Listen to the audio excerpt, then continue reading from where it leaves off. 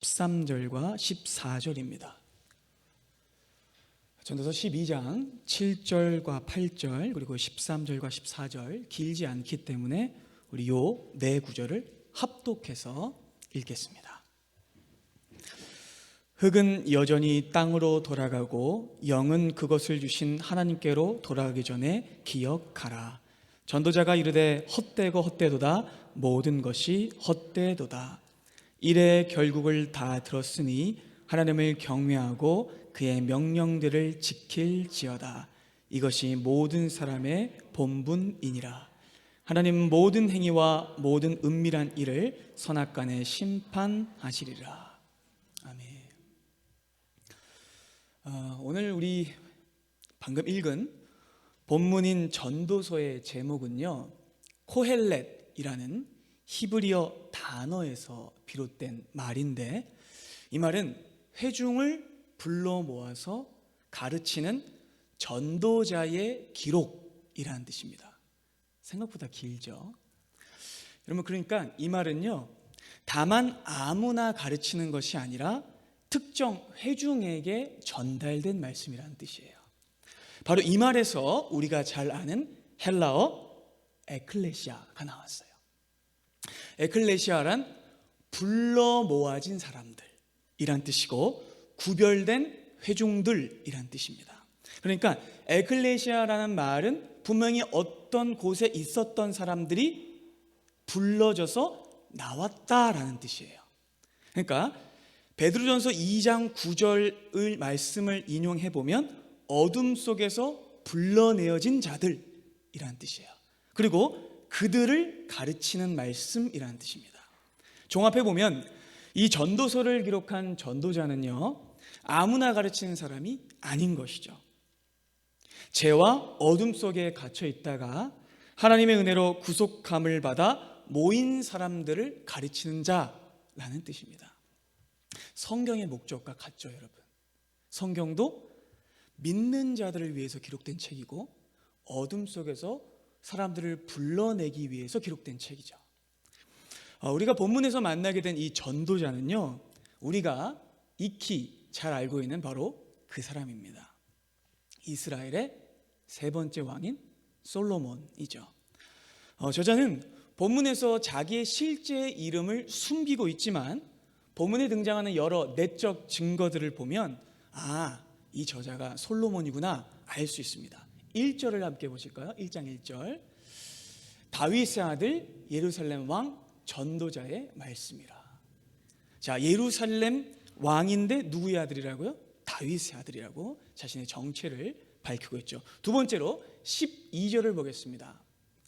나 전도자는 예루살렘에서 이스라엘의 왕이 되었다. 예루살렘에서 왕이 됐다라고 말씀합니다. 뿐만 아니라 이 저자가 말하는 수많은 경험들과 엄청난 재산, 부 이런 특징들은요, 바로 그 사람이 솔로몬이라는 증거가 되죠. 뿐만 아니라 마지막 이 12장의 9절과 10절은요 이렇게 말씀합니다. 전도자는 지혜자이어서 여전히 백성에게 지식을 가르쳤고 또 깊이 생각하고 연구해 무엇을 지었다고요? 잠언을 많이 지었답니다.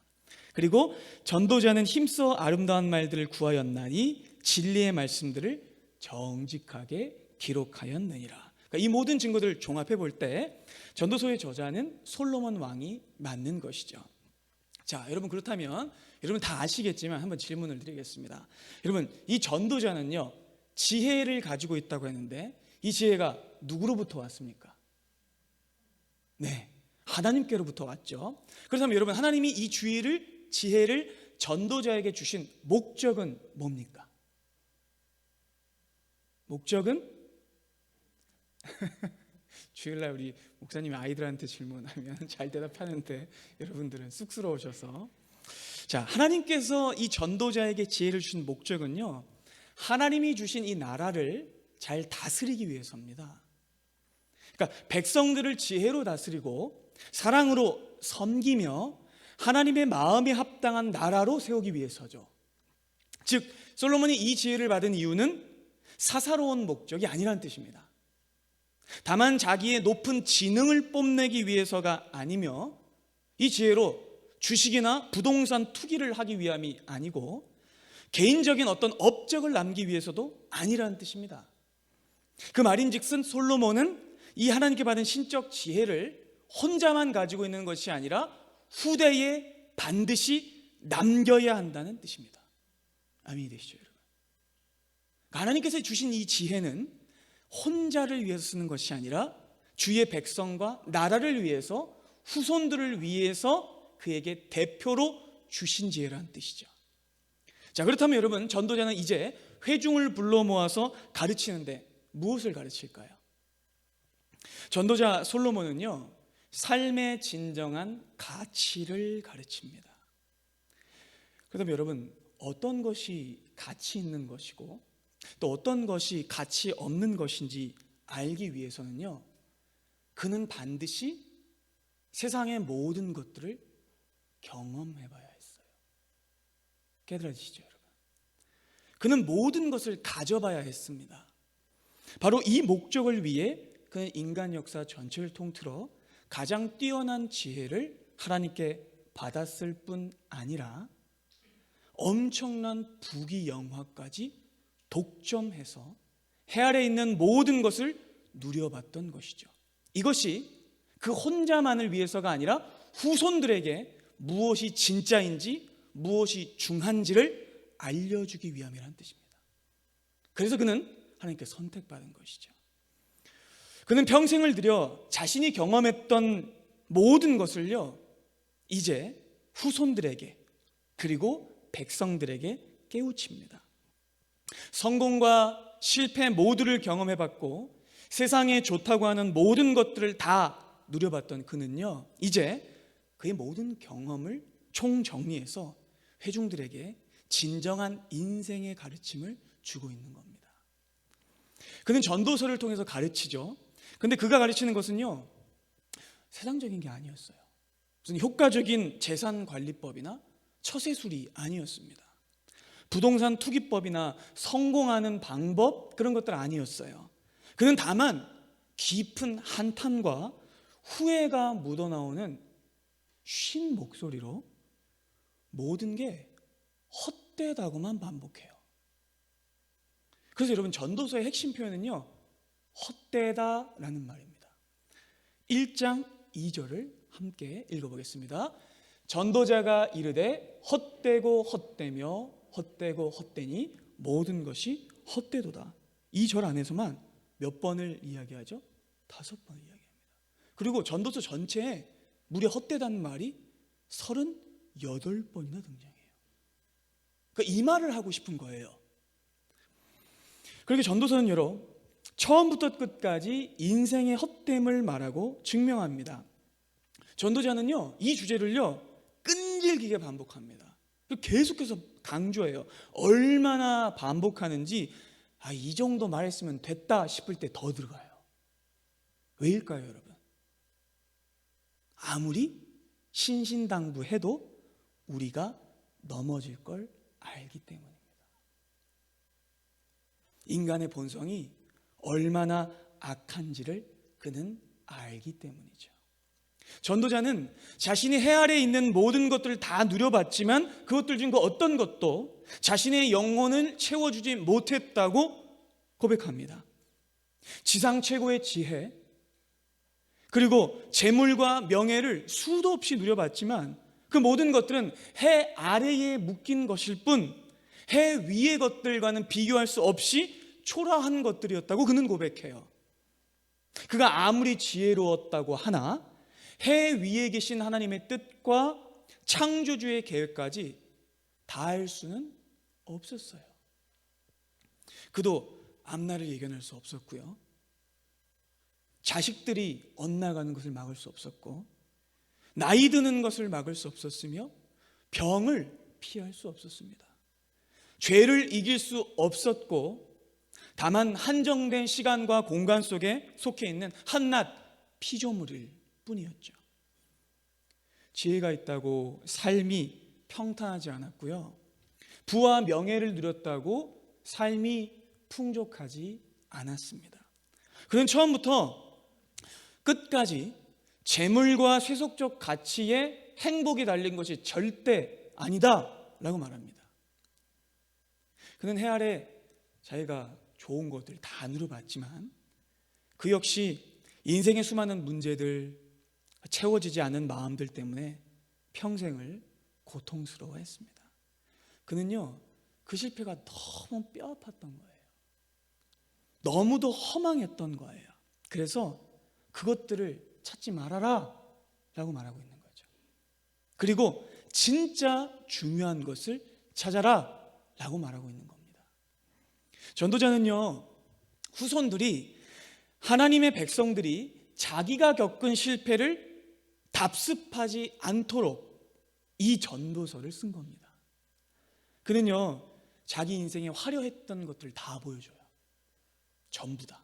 그리고 뿐만 아니라 반대로 자기 인생에 가장 부끄러웠던 실패까지도 모두 낱낱이 다 까서 보여줘요.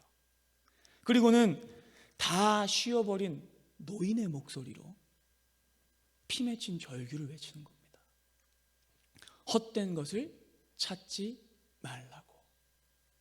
그는요, 자신이 발견한 인생의 유일한 해답을 조국의 청년들과 후손들에게 전하기 위해서 에클레시아, 불러 모은 것이죠.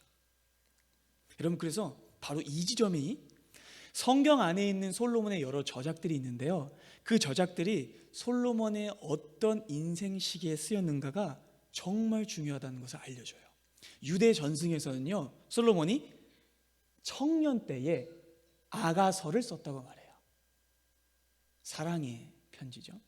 그리고 중년 때에 잠언을 썼다고 말합니다. 그리고 마지막 말년에, 노년에 이 전도서를 썼다고 유다 전승은 전해지고 있습니다. 특별히 그리고 이 전도서와 잠언은요, 동일한 주제를 가지는데요, 두 책 모두 지혜라는 주제를 가지고 있습니다. 여러분, 지혜는 그럼 뭘까요? 솔로몬이 가장 많이 지혜를 누렸던 사람이잖아요.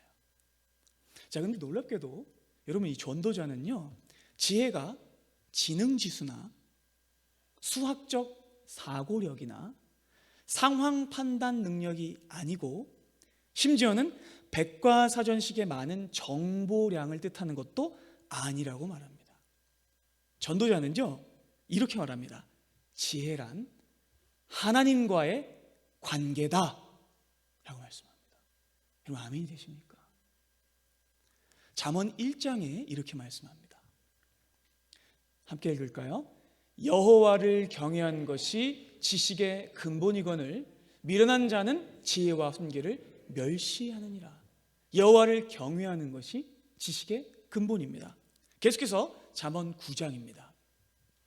함께 읽을까요? 여호와를 경외하는 것이 지혜의 근본이요 거룩하신 자를 아는 것이 명철이니라. 자, 지구상 가장 많은 지혜를 가졌던 그가 이렇게 말합니다. 여호와를 경외하는 것이 지혜다. 여호와를 사랑하는 것이 지혜다. 하나님을 온전히 섬기고 따르는 것이 지혜다. 하나님과 연결된 것이 지혜다 라고 말씀합니다. 여러분, 이것이야말로 참 지혜입니다. 젊어서 총기 가득했던 솔로몬은요, 수많은 잠언들을 짓고 가르치며 하나님과의 관계를 이렇게 강조했었어요. 그렇죠? 하지만 그도 사람인지라 교만해졌습니다. 정략 결혼을 맺었던 여인들이 우상들을 가지고 들어왔고 그 여인들 때문에 우상들을 숨기는 죄악을 저지르죠. 그는 지혜의 근원이신 하나님을 떠난 겁니다. 그 스스로 소유하지 않은 그 지혜 말이죠. 그로 인해 그는 끝없이 추락하죠. 나라는 그의 죽은 뒤에 반토막이 나고요. 그는 완전히 실패한 겁니다. 가장 지혜로웠던 왕이요, 하나님을 떠나자 가장 전응한 죄인이 되고 만 거죠. 전도서를 쓴 이 솔로몬은요, 우상 숭배 때문에 하나님과의 관계를 완전히 실패하고 그 실패를 혹독히 경험한 뒤에야 참 지혜를 비로소 깨달은 겁니다. 그러나 이제 그는 늙고 노쇠한 상태예요. 그는 육욕과 세상 가치와 우상 숭배로 점철되었던 자기의 지난 날을 후회합니다. 그래서 그는요, 자기 이름을 못 꺼내고 있는 거예요. 그래서 전도자, 실패한 것을 내가 너에게 가르쳐 주겠다 라고 하며 자신의 젊은 날을 돌아보고 있는 것이죠. 늙고 병들어서야 하나님과의 관계의 중요성을 다시금 뼈저리게 느끼게 된 거죠. 그는요, 지혜의 원천이신 하나님과의 관계를 절대로 실패하면 안 된다 라고 외치면서 절절히 외치고 있는 겁니다. 그래서 자기의 이름을 숨기면서 전도자라는 이름을 쓰고 있는 것이죠. 그래서 여러분, 이 전도서는요, 솔로몬의 자전적 참회록의 성격도 가져요. 한때는 최고의 지혜를 가졌었지만 그 교만으로 인해 오히려 지혜의 원천이신 하나님을 떠나고 초라하게 늙어버린 한 노인이 손을 막 덜덜덜덜 떨면서 후손들에게 전하는 유언의 말씀인 거죠. 비록 역사서에는 솔로몬의 말년에 대한 구체적인 진술이 나오지는 않아요. 그런데 이런 내적 증거들을 볼 때 솔로몬의 말년은 다만 실패와 배교로 끝나지 않았음을 알 수 있습니다. 그럼 이처럼 이 전도서는요, 지혜를 잃어버렸던 한 왕이 마침내 인생의 뒤안길에서 다시 깨달은 지혜와 진리를 가르치는 하나님의 말씀인 것이죠. 자, 그래서 여러분, 오늘 말씀은요, 특정적인 한 본문을 살핀다기보다는 전도서 전체를 좀 큰 그림으로 함께 보고 핵심 주제를 전달하도록 하겠습니다. 자, 전도서는 여러분 크게 세 부분으로 나누어져 있는데요, 도표를 함께 보시겠습니다. 첫 번째, 여러분 빨간색으로 된 지점이 전도서의 핵심 명제입니다. 어떤 명제냐면 함께 읽어볼까요? 모든 것이 헛되다. 이것이 핵심 명제예요. 그리고 이 명제가 1장 1절부터 11절까지 계속되고 그 이후에 전반부가요, 함께 읽어볼까요? 삶이 헛된 이유입니다. 그러니까 모든 것이 헛되다는 논증이죠. 그리고 마지막 이 후반부는요, 함께 읽어볼까요? 헛된 삶의 유일한 해답. 그럼 본문의 구성은요, 탁월합니다. 굉장히 논리 정연하죠. 그래서 전도자는 먼저 명제를 딱 이야기하고요, 그 다음에 전반부에서 강렬한 부정 진술을 펼칩니다. 헛되다라는 거죠. 이것들은 가치가 없다라고 강하게 말하는 것이죠. 근데 여러분, 여기서만 끝나면요, 절반밖에 안 되잖아요. 그렇죠? 이것은 아니다, 여기서 끝인 거예요. 근데 여기서 끝이면 안 되죠. 이것은 아닌데 그러면 뭐냐? 이것이다 라고 말하는 게 후반부라는 것이죠. 그래서 전반부는 이렇게 사는 것은 헛되다, 후반부는 이렇게 살아야 가치 있다 라고 말하는 것이죠. 굉장히 논리정연하죠. 그래서 그는 극적인 이 수사학적 기법을 통해서 삶의 진정한 가치와 진정한 지혜가 무엇인지를 효과적으로 가르치고 있는 것이죠. 자, 1장 1절에서 헛되다라고 1장 1절에서 저자는 자신이 누군지를 밝히고 2절에서는 헛되고 헛되며 헛되고 헛되니 모든 것이 헛되도다 라고 명제를 밝힙니다. 그는요, 자신이 경험한 이 평생의 경험을 통해서 해 아래에서 겪었던 삶이 전부 다 헛되고 혼란스러웠다라고 진술합니다. 이어서 여러분 3절부터 17절까지 내용은요, 자연과 역사에서 관찰되는 끝없는 이 순환들을 통해서 이 땅의 모든 게 헛되다라는 것을 증명해요. 자, 여러분, 그래서 우리가 3절부터 17절까지 좀 긴데요, 이 내용을 좀 맛을 살려서 읽으려면 교독하는 게 좋을 것 같아요. 그래서 3절은 남자분, 4절은 여자분, 5절은 남자분, 또 6절은 여자분, 이렇게 홀수짝수에서 우리가 주고받으면서 읽을 때 솔로몬의 마음으로 한번 읽어보겠습니다. 자, 3절 먼저 남자분들이 읽고 4절 여자분들이 읽고 17절은 다 같이 읽겠습니다. 먼저 남자분들 읽습니다. 해 아래에서 수고하는 모든 수고가 사람에게 무엇이 유익한가? 한 세대는 가고 한 세대는 오되 땅은 영원히 있도다. 해는 뜨고 해는 쥐되 그 떴던 곳으로 빨리 돌아가고 바람은 남으로 불다가 북으로 돌아가며 이리 돌며 저리 돌아 바람은 그 불던 곳으로 돌아가고 모든 강물은 다 바다로 흐르되 바다를 채우지 못하며 강물은 어느 곳으로 흐르든지 그리로 연하여 흐르느니라. 모든 만물이 피곤하다는 것을 사람이 말로 다 말할 수는 없나니 눈은 보아도 족함이 없고 귀는 들어도 가득 차지 아니하도다. 이미 있던 것이 후에 다시 있겠고 이미 한 일을 후에 다시 할지라. 해 아래는 새 것이 없나니. 무엇을 가리켜 이르기를 보라 이것이 새 것이라 할 것이 있으랴. 우리가 있기 오래전 세대들에도 이미 있었느니라. 이전 세대들이 기억됨이 없으니 장래 세대도 그 후 세대들과 함께 기억됨이 없으리라. 나 전도자는 예루살렘에서 이스라엘 왕이 되어 마음을 다하며 지혜를 써서 하늘 아래에서 행하는 모든 일을 연구하며 살핀즉 이는 괴로운 것이니 하나님이 인생들에게 주사 수고하게 하신 것이라. 내가 해 아래에서 행하는 모든 일을 보았노라. 보라 모두 다 헛되어 바람을 잡으려는 것이로다. 구부러진 것도 곧게 할 수 없고 모자란 것도 셀 수 없도다. 내가 내 마음속으로 말하여 이르기를 보라 내가 크게 되고 지혜를 더 많이 얻었으므로 나보다 먼저 예루살렘에 있던 모든 사람들보다 낫다 하였나니 내 마음이 지혜와 지식을 많이 만나 보았음이로다. 함께 했습니다. 내가 다시 지혜를 알고자 하며 미친 것들과 미련한 것들을 알고자 하여 마음을 썼으나 이것도 바람을 잡으려는 것인 줄을 깨달았도다. 아멘. 정말 이 구절 안에 인생이 정말 헛되다는 것을 자신이 평생을 들여 연구하고 살폈다고 이 전도자는 말하고 있습니다. 이전에 있던 것이 이후에도 있었고 아무리 흥한 것도 사라져버리고 계절이 지나고 날이 변할수록 세상의 모든 것들은 쇠하여지고 만다. 다 바람처럼 날아가 버릴 뿐이다.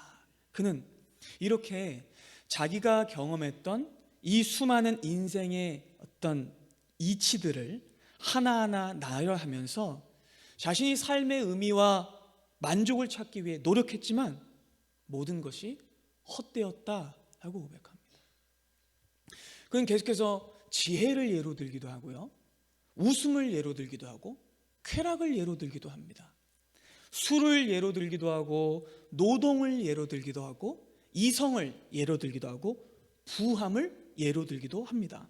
그런데 그가 이 모든 것을 다 추구해봤지만 그는 모두 다 허무함으로 끝나고 말았다고 증언합니다. 물론 여러분 지혜가 무지보다는 훨씬 나아요. 하지만 인생의 짧음과 죽음을 생각해 보면 둘 모두 다 죽음을 막지는 못해요. 그 김영하 작가라는 유명한 좀 소설가가 있죠. TV에도 종종 나오는데 그 김영하 작가가 쓴 책 중에 살인자의 기억법이라는 소설이 있어요. 되게 재밌습니다. 한번 보셔도 재밌어요. 그냥 재미로 보시면 됩니다. 그 옛날에 왕년에 잘 나갔다고 하면 안 되는데 왕년에 사람들을 엄청 많이 죽였던 연쇄살인범이 있었어요. 근데 이 연쇄살인범이 어느 순간 이 살인을 끊고 십수년간 잠적해 있었어요. 그러다가 마지막에 어떤 사건을 만나게 돼서 인생 말년이 여러 회오리 속에 들어가게 되는 이야기인데 이 사람이 알츠하이머에 걸려요. 그래서 연쇄살인마인데 자기 이게 머릿속이 점점 복잡해지고 자꾸 기억력이 떨어지는 거예요. 그래서 이 사람이 이런 독백을 하거든요. 그러니까 저는 이 책을 볼 때 이 한마디를 보고 깜짝 놀랐죠. 뭐라고 말했냐면 그는 이렇게 독백합니다. 무서운 건 악이 아니요 시간이지 아무도 그걸 이길 수 없거든. 여러분 정말 그렇지 않습니까? 악도 사라져요. 사람들이 아무리 자랑하는 것들, 아무리 힘세다고 여기는 것들 다 사라집니다.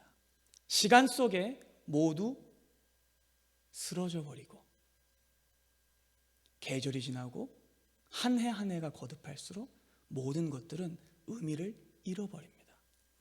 여러분, 아무리 좋은 것이 있어도, 아무리 잘난 조건이 있어도 권불신면이고요, 화무 11홍입니다. 그 누구도 죽음을 막을 수 없기 때문이죠. 여러분, 죽음은요 정말로 모든 것을 다 허무하게 만들어요. 의인과 악인의 차이마저 무색하게 만듭니다. 심지어는요 죽음 앞에는 사람과 짐승도 매한 가지예요. 9장을 함께 볼까요? 9장 4절입니다. 모든 산자들 중에 들어있는 자에게는 누구나 소망이 있음은 산개가 죽은 사자보다 낫기 때문이니라. 뿐만 아니라 여러분, 사람이 아무리 노력해봐도요 하나님이 허용하지 않으시면 이루어지지 않아요. 뜻대로 그 어떤 것도 될 수 없다고 전도자는 말합니다. 7장 13절과 14절입니다. 하나님께서 행하시는 일을 보라. 하나님께서 굽게 하신 것을 누가 능히 곧게 하겠느냐. 형통한 날에는 기뻐하고 곤고한 날에는 되돌아보아라. 이 두 가지 일을 하나님이 병행하게 하사 사람이 그의 장래일을 능히 헤아려 알지 못하게 하셨느니라. 여러분, 우리가 세상에서 벌어진 일들을 예측할 수도 없어요. 내가 준비하고 열심히 계획했던 것들도 정말 하루아침에 무너져버린 것을 우리는 많이 경험합니다. 해 아래 있는 우리는요 우리의 상황과 환경을 내 손으로 조종하고 컨트롤하고 싶어 해요. 하지만 우리의 욕심과 무지 때문에 자주 일이 그르쳐지곤 합니다.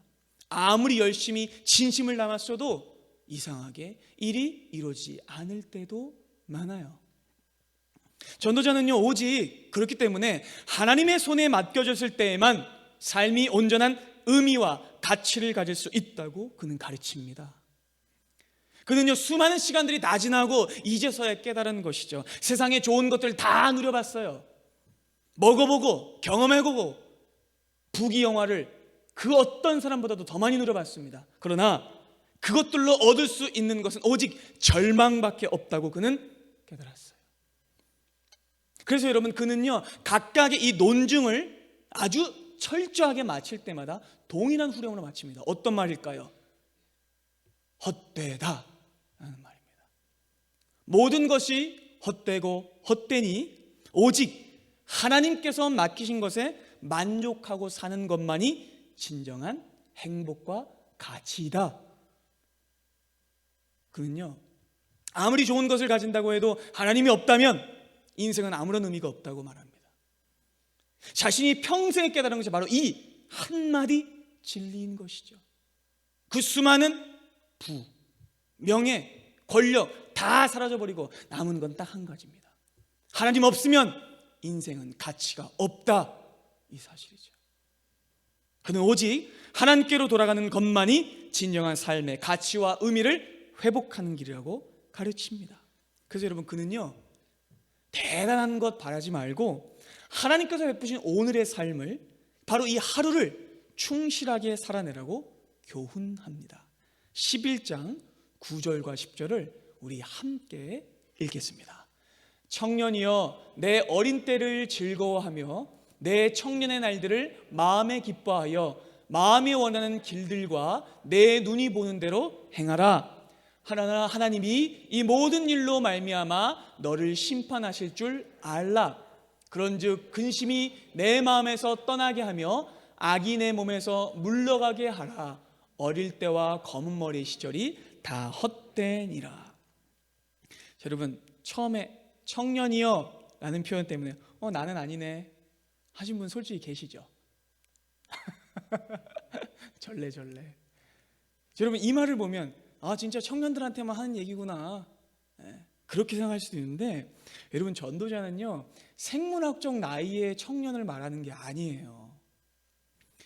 전도자가 말하는 청년은요 해 아래에 있는 모든 살아있는 사람입니다.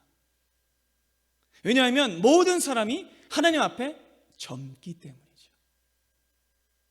하나님께는 천년이 하루 같거든요. 하나님 앞에서는 아직 생명이 있는 자라면 모두 다 청년입니다. 그러니 이 11장 마지막 말씀은요 모든 사람이 받들어야 하는 말씀인 것이죠. 왜냐하면 여러분, 이 바로 다음 절에 등장하는 게요 청년이라고 불러놓고 정작 늙은 사람에게만 나타나는 현상들을 말해주고 있거든요. 12장 2절부터 여러분 함께 천천히 볼게요. 해와 빛과 달과 별들이 어둡기 전에 비 뒤에 구름이 다시 일어나기 전에 그리하라. 그런 날에는 집 지키는 자들이 떨 것이며. 자, 여러분 여기서 정말 절묘한 비유가 등장하는데요. 여기서 집 지키는 자들은 뭘까요? 팔과 다리예요. 그날이 되면 팔다리가 떨릴 거라는 거죠. 힘 있는 자들은 구부러진대요. 뭘까요? 척추와 뼈입니다. 구부러진대요. 맷돌질 하는 자들이 적음으로 그칩니다. 맷돌은 어딜까요? 깡냉이, 이빨입니다. 씹는 게 힘들어진다는 거죠. 자, 넘어갑니다. 창들로 내다보는 자가 어두워집니다. 뭘까요? 눈이에요. 어두워집니다. 계속해서 봅니다. 길거리 문들이 닫혀질 겁니다. 말하는 게 힘이 없어져요. 맷돌 소리가 적어져요. 씹는 소리가 적어집니다. 그리고 새의 소리로 말미암아 일어나요. 왜 이렇게 시끄러워? 이렇게 일어나는 거죠. 음악하는 여들이 다 세져요. 목소리가 가요. 자, 그리고 그런 자들은 높은 곳들을 두려워하고요. 길에서도 아이고 뭐야 놀랄 거예요. 살구나무에 꽃이 핍니다. 뭔지 아시겠죠? 자, 메뚜기도 짐이 돼요. 메뚜기가 여기 어깨 딱 올라가는데 아이고 무거워 이렇게 되는 거죠. 계속 봅니다. 정욕이 그치리니 이는 사람이 자기의 영원한 집으로 올라가고 조문객들이 거리로 왕래하게 됨이니라. 은줄이 풀리고 금그릇이 깨지고 항아리가 샘겨져서 깨지고 바퀴가 우물 위에서 깨지고 젊은 날의 가치들이 전부 다 의미 없어지는 거예요. 흙은 여전히 어디로 돌아가요? 땅으로 돌아가고 영은 그것을 주신 하나님께로 돌아가기 전에 기억하라. 전도자가 이르되 헛되고 헛되도다 모든 것이 헛되도다. 절묘하죠 여러분. 그러니까 이런 모든 일들은요 인생의 후반부에 벌어지는 일이잖아요. 그렇죠?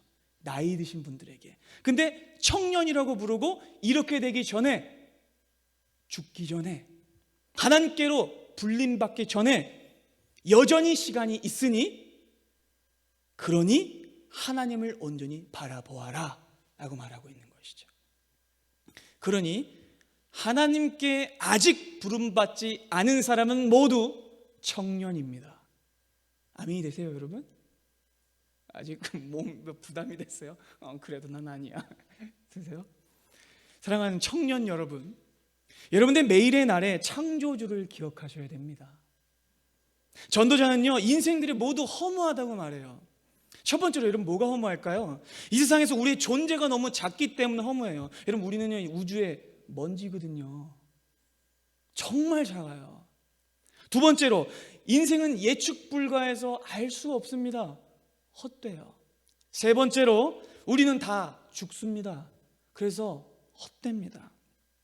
여러분 그렇기 때문에 이 헛된 인생이 가치를 가지기 위해서는요 의미를 가지기 위해서는 반드시 창조주를 찾아야 합니다. 하나님이 없는 인생은 아무리 화려한 외투를 입고 있을지라도 그것은 산송장이에요. 오직 하나님을 따르는 자만이 진정 가치 있는 인생을 살 수 있습니다. 하나님을 따르는 자만이 헛되지 않은 인생을 살 수 있습니다. 여러분 여기 계신 분들 중에 혹시 지금까지 내가 세운 계획대로 예상대로 살고 계시는 분 한번 손 들어보세요. 없으시죠 여러분? 우리가 예상한 대로, 우리가 계획한 대로, 우리가 준비한 대로는 삶은 흘러가지 않습니다. 버스도 제 시간에 안 오는데요. 그 어떤 것도 우리의 마음대로 되지 않습니다. 아무리 맛있는 식당에 우리가 먹으러 가도 그 집이 문을 닫으면 못 먹어요. 우리 뜻대로 되는 게 아무것도 없습니다. 참으로 사람이 마음으로 그 길을 계획할지라도 하나님이 걸음을 인도해 주지 않으면 우리의 삶은 가치가 없어요. 인생의 해답은 그러니 우리에게 있지 않지요. 때론 이해할 수 없는 일도 여러분 많이 벌어집니다. 악인 때문에 의인이 피해 보기도 하고요, 의인 때문에 악인이 이득을 보기도 해요. 참 알 수 없는 일입니다. 8장은 이렇게 말씀합니다. 세상에서 행해지는 헛된 일이 있나니 곧 의인들의 악인들의 행위에 따라 벌을 받는 의인들도 있고요, 의인들의 행위에 따라 상을 받는 악인들도 있다는 거예요. 내가 이러니 이것도 헛되도다. 그렇지 않습니까? 참으로 알 수 없는 인생입니다. 그러니 여러분, 인생이 헛된 것이죠. 여러분, 본문에 등장하는 이 헛되다라는 말이 원래 히브리 원어로 보면 연기라는 뜻이에요. 날아가 버린다는 거죠. 잡을 수 없다는 거죠. 덧없다는 겁니다. 도저히 알 수 없는 것이 인생이며 어느 누구도 계획한 대로 살 수 없다라고 그는 말합니다. 전도자는 이렇게 될 줄 알았을까요? 그도 몰랐습니다. 아무리 지혜를 가진 자도 자기의 인생이 어떻게 갈지 몰랐어요. 그는 계속해서 세상의 성공과 평안을 바라보는 것은요, 바람을 잡으려고 하는 것과 같다라고 말합니다. 그러니 여러분, 우리도 이 인생의 허무함을 받아들여야 합니다. 그것이 진리입니다. 그런데 여러분, 이 헛됨을 인정하는 것은요, 순전한 신앙으로 연결돼요. 의심하지 마십시오. 여러분, 이 헛됨을 인정한다고 해서 성도의 삶이 단순 쾌락주의로 가지 않습니다. 이 헛됨을 인정한다고 해서 염세주의나 허무주의로 가지 않습니다. 오히려 인생의 헛됨을 인정하는 자는 하나님을 향하여 온전하게 갑니다. 삶에 대한 바른 인식은 오히려 사람을 더 바른 길로 이끌어갑니다. 여러분, 무의미한 인간 실존을요, 가치 있게 만드는 길은요, 하나님께서 주신 오늘을 바르게 누리며 사는 삶입니다.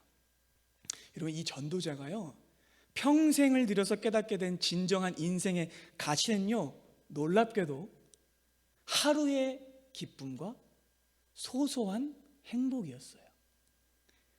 여러분, 요즘 소확행이라는 말이 유행이죠. 들어보시죠? 소소하고 확실한 행복. 정말 맞는 말이거든요. 여러분, 원래 행복은요, 큰 게 아니에요. 행복은 강도가 아니고 빈도입니다. 얼마나 자주 경험하는가가 행복한 사람인가를 결정해요. 끝에 웃는 사람이 이기는 게 아니고 자주 웃는 사람이 이깁니다.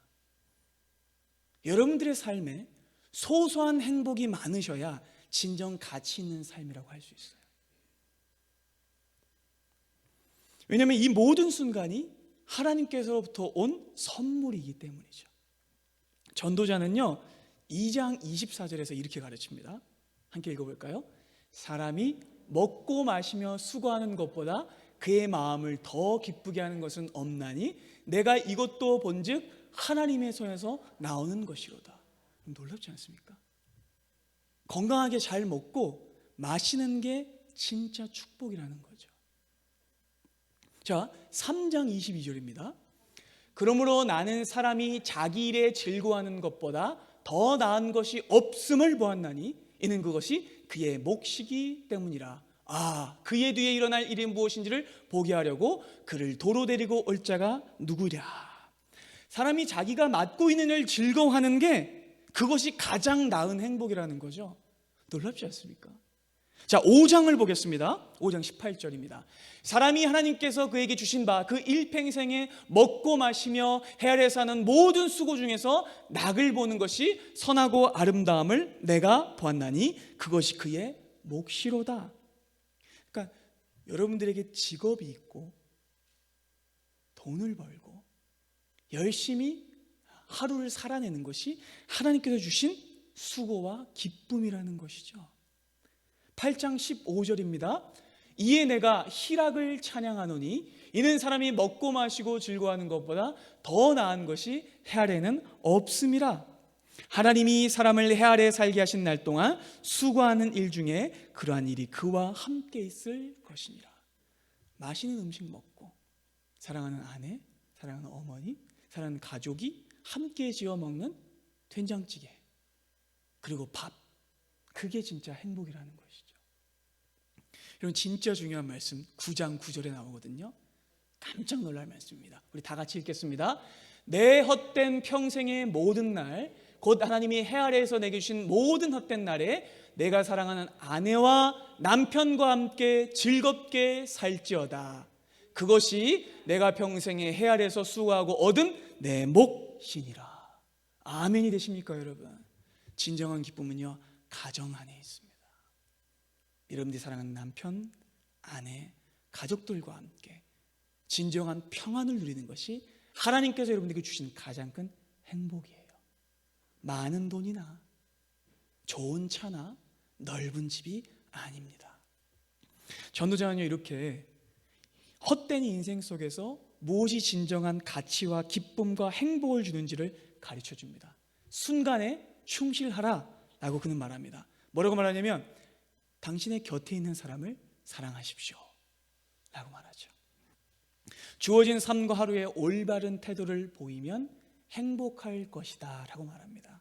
그래서 여러분, 전도서는요, 가장 냉소적인 책 같이 보이는데 가장 따뜻한 책이에요. 진정한 삶의 행복을 우리에게 알려주고 있기 때문입니다. 그러니까 여러분, 쓸데없는 걱정과 염려를 그치셔야 됩니다.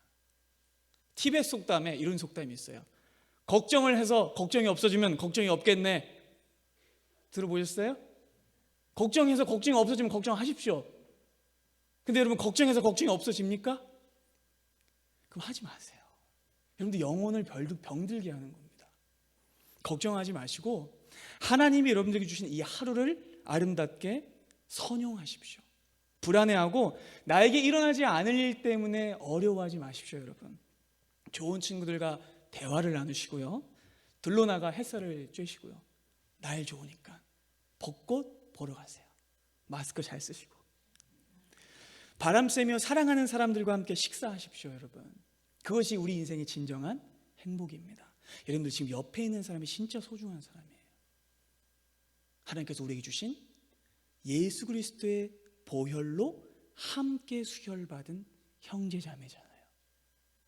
O형, A형, B형 아니요, 한중이에요. 그리스도의 보혈로 수혈된 형제자매입니다.